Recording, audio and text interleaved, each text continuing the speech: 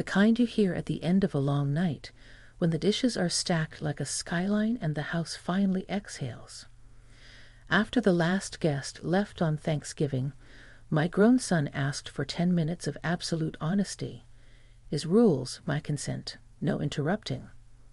10 minutes turned into a confession that knocked the breath out of me and an envelope that changed how I see my life, my home, and the kind of man I raised. If you think Thanksgiving is about turkey, wait until you hear what he served me at midnight. Before I begin, tell me in the comments what city you're watching from. I love picturing where this finds you. Maybe the soft hum of a refrigerator in Omaha, a quiet apartment in Tampa, a porch in Boise with a blanket over your knees. Wherever you are, pull the night a little closer. This is how it happened. The house was a second heartbeat, slow, steady, tired. You could feel the day's weight in every corner. A drift of napkins like fallen petals, the shine of a wine glass catching the low light, the stubborn smear of cranberry at the edge of a plate that didn't know it had been outclassed by pumpkin pie. I moved through it with the practiced rhythm of someone who has hosted more holidays than she can count. Rinse, stack, wipe, breathe. Rinse, stack, wipe, breathe, until the kitchen looked less like a battlefield and more like a promise that tomorrow would be ordinary again. My son Daniel stayed behind without being asked. He is 28, old enough to have his own way of moving through a room, careful and deliberate, never in a hurry unless someone else needs him to be. He used to knock things off counters with those long arms. Now he could load a dishwasher in his sleep and make room for one last plate like he trained for it. He has his father's height, my mother's eyes, and a patience that doesn't come from either side. I noticed the envelope before I noticed the quiet, brown, softened at the edges, tucked under his elbow the way you hide a secret you're not sure you should tell. You should rest, I said, because it was the kind of thing mothers say when the day has used up the better parts of you. I will, he said, but his voice had that careful shape it gets when he's standing on a truth. Can we sit a minute? We sat at the table we've eaten over for 15 years, the wood a mosaic of our mistakes. The faint ring where a too-hot mug taught us about coasters, the scratch from the year we assembled a bike with more hope than instructions. In the living room, the TV kept a low companionship. Football highlights nobody was watching, faces painted in colors that meant everything to strangers and nothing to me. The porch light let in a courthouse square of November dark, and somewhere distant, a neighbor's dog objected to the quiet. I need 10 minutes, he said, placing the envelope between us like a truce flag. But I want to do it my way. No interruptions. Just, let me say it, and then you can say anything you want. Deal? The word consent never used to make an appearance at our table. But the older I get, the more beautiful it is, the way it clarifies everything. I nodded. 10 minutes. Your way. He took a breath that looked like a lift off. I've been unfair to you, he began. Not in the yelling way. That's never been us. But in the quiet way. Pretending I had everything handled when I didn't. Pretending I wasn't worried when I was. I thought I was protecting you from my messes, but I was really protecting my pride. He looked at his hands the way people look at maps when they're lost. Do you remember last winter, he said, when the heat cut out for 2 days? We made it a game with extra blankets and hot cocoa, and we pretended we liked it.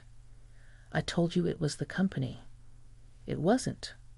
I missed a payment. I didn't want to say I'd taken a job that didn't pay what it should, and I didn't want to say that I was ashamed of needing help. So you froze with me because I wanted to look like a man. Something old in me flinched, the part that would rather go without than make someone I love feel small. I held the instinct to apologize like a glass figure I might drop. This was his 10 minutes, not mine. he went on. And this spring, when you were between contracts, I watched you stretch $1 into a week. I saw you cut coupons like you were trimming roses. I told myself it was temporary, and I told myself not to interfere because you've always been able to make things work out. But I kept hearing Dad's voice in the back of my head, "Take care of your mother." And I kept wondering what that meant when the person you're trying to take care of has been taking care of you since the day you inhaled air. He lifted the envelope and tapped it with his finger, a soft, nervous metronome. So I did something. A few somethings. I picked up nights at the distribution center. I sold the truck. The truck. It wasn't expensive, but it was his, a patchwork of weekends and oil-stained jeans, the first thing he bought that nobody else touched without his say-so. My breath hooked behind my ribs. "I told you the transmission was going," he said with an embarrassed smile. It wasn't. I sold it because the numbers didn't care how much I loved that engine. I started biking in the mornings, took the bus out to the warehouse at 10, got home at 5, slept a little, and then did my regular shift. I didn't say anything because I wanted to show you results, not plans. He slid the envelope across the table like a tide. "Please open it." I could hear the paper fibers rub each other when I lifted the flap. Inside there was a receipt, a printout with the kind of official font that refuses to be dramatic. Property tax, PAID in fuel. It had a date from 2 days ago.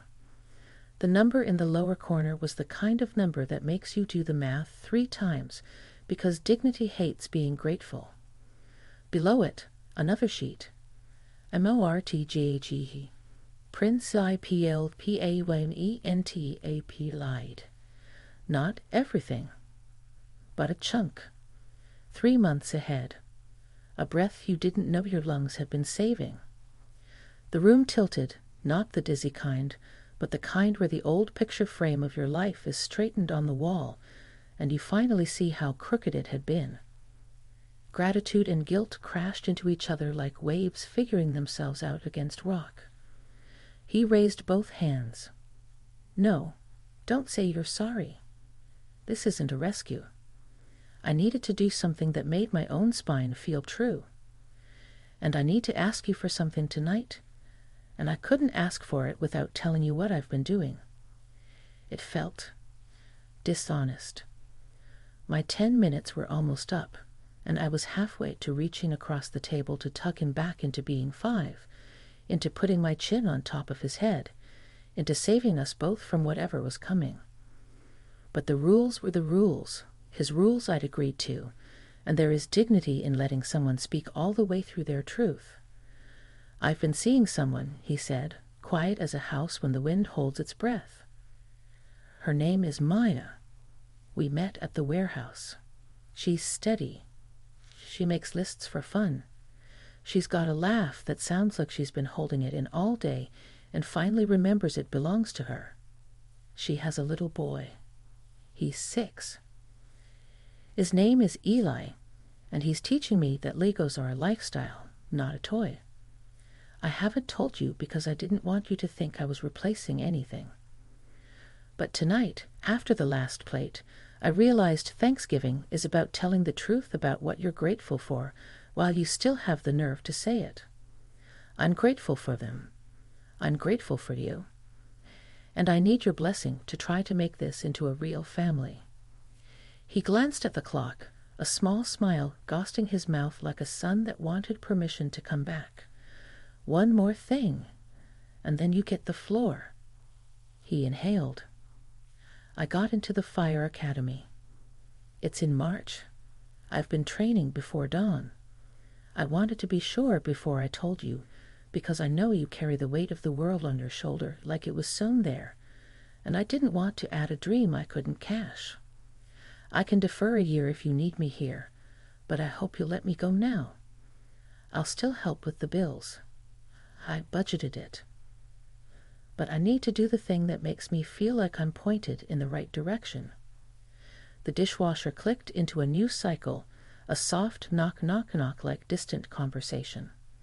Somewhere in the vents, the heat stitched a warm ribbon through the room, and my throat remembered how to swallow. "Time," he said gently. "Your turn."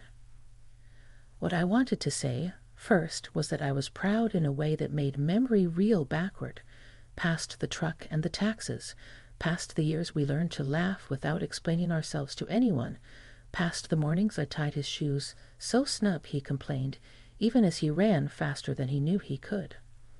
I wanted to say I loved the man who chose to do the right thing while nobody was looking. But what came out was a laugh that tasted like tears and an apology I rearranged midair into gratitude. "Okay," I said, gripping the edges of the table like a starting line, truth for truth. I told him I hadn't been sleeping well since August, that I had been making a show of cinnamon tea and warm baths while I lay awake calculating the angles of disaster like I was back in algebra. I told him I'd hidden the property tax notice in the cookbook I never use because nothing bad can happen among recipes that start with butter. I told him I'd been embarrassed to admit that the kind of independence I raised him to have sometimes leaves a person lonelier than she expected.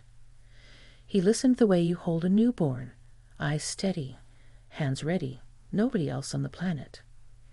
When I stuttered into silence, he didn't rescue me with a joke. He waited, and the wait turned my words back into something I trusted. I said I missed his father, not the arguments, not the silence, but the ordinary choreography of sharing light bulbs and carrying groceries together and knowing there was another pair of shoulders around for the things that were too heavy for one.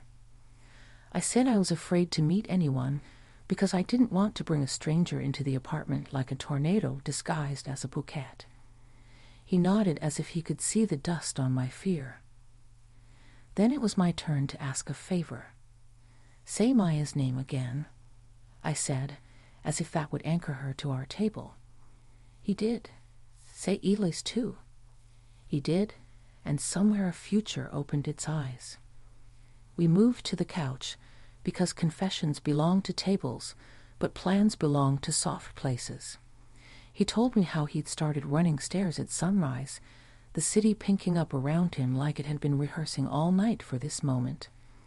I told him about the job listing I had saved, but was too proud to forward, the one with the flexible hours and the health insurance that felt like a small miracle in a big year. He said we could sit with the numbers together on Sunday, that there's nothing weak about 2 sets of eyes on a spreadsheet. I wanted to kiss his forehead for turning adulthood into a team sport. We took our coats and stepped onto the porch the way you step into church, aware of your breath and your bones. The air was cold enough to taste, thin silver notes of frost playing at the edges of everything. The neighborhood had settled into post-feast quiet, only the occasional engine rolling past, a window glancing light, the lonely rustle of a leaf that didn't know the party was over. He leaned against the railing, hands in pockets, and I saw how beautiful steadiness is when you aren't too busy to admire it. "I need to ask the second part," he said, and the way he held himself made me think of a boy at the edge of a diving board, brave and brand new. "It's about the house. About you. About what safe looks like for both of us. I want to show you something else, something I've been working on. But I want to make sure you want to see it tonight." He was asking for my consent again, and I felt the dignity of it settle over me like a good coat. It wasn't urgency. It was respect. "Yes," I said. "Show me." He took out his phone and opened a document labeled with our address. The glow lit his face the way candles make saints out of ordinary people. He scrolled slowly, careful not to rush me past the parts that mattered. "I've been modeling budgets," he said, and even the word modeling made me laugh. "Different scenarios. If I move to the academy dorms in March, if I don't. If Maya and Eli spend weekends here sometimes and we turn the den into a real room. If you take the job with the insurance and we stop pretending we can predict the price of eggs. In the doorway behind us, the scent of nutmeg and dish soap braided together, improbable and perfect. He was still talking, but I was watching his mouth shape possibilities, and every version of the future looked like a path through the snow, clear, walkable, made by someone who went first and wanted you to come along. There's a point in a night when the story asks you to pause, right before the next page, right before the next turn, right before you say the thing that will make everything that follows different in the only way that counts. We stood there on the porch, the world holding its breath around us, and I understood that the holiday had done the rarest thing. It had turned gratitude into motion. "Let's go back inside," I said, my hand on the door, the hinge warming under my palm.